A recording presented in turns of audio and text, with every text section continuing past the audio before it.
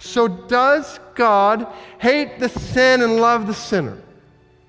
Well, sure, in a sense. But does God hate the sinner as well? Yes.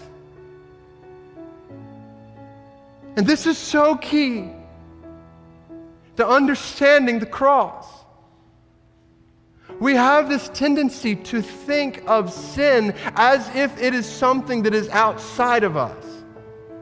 And then when Jesus went to the cross, he was enduring the penalty for all this stuff that we have done, all this lying and cheating or lusting or whatever it is, all of these things that are outside of us. Brothers and sisters, our sin was not outside of us. It is a part of us. It is the core of who we are in this world.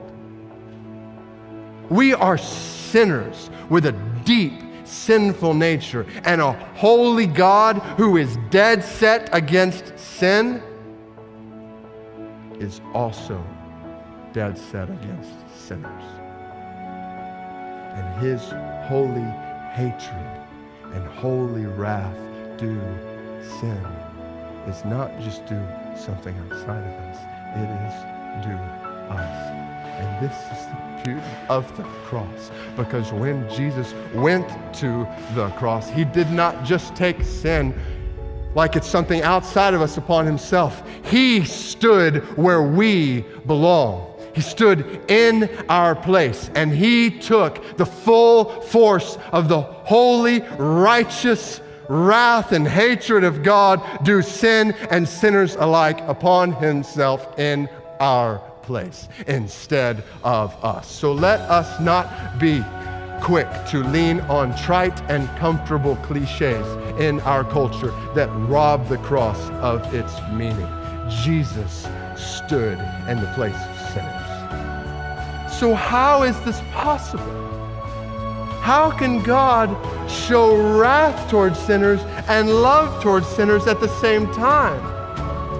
How can God express the fullness of his attributes?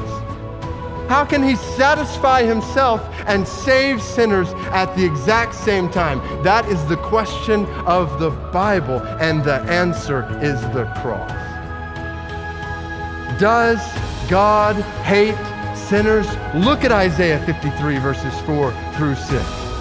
All of these things, pierced, crushed, punishment, wounds. All of these things are evidence of the wrath of God upon sinners. Look at the cross. Absolutely, God hates sin and sinners. Does God love sinners? Look at the cross. Because the Lord's will, verse 10, is to crush his Son for the salvation of his people.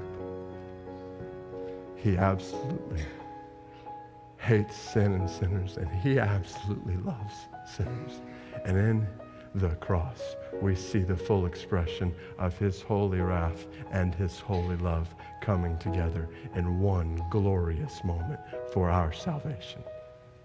And that is a scandal